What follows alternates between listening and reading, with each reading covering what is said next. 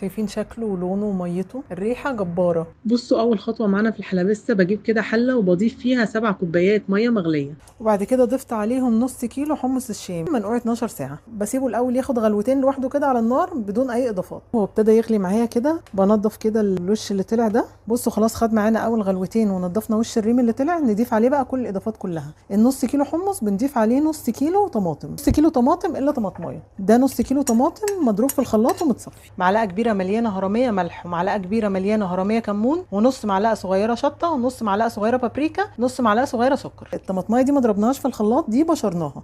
معلقه كبيره كاتشب، معلقه صغيره مليانه صلصه، بصلايه صغيره احددها بس كده بالسكينه، انا هحطها سليمه، وثلاث فصوص توم مفرومين. بصوا انا سبته لحد ما خد معايا غلوه كده، كل ده على نار عاليه. بعدين بقى بقفل عليه الغطا وبوطي النار خالص شمع. خلاص كده حمص الشام استوى معانا. خلاص كده احنا خدنا الطعم من البصله دي. في الاخر خالص بنضيف معلقتين خل و4 معالق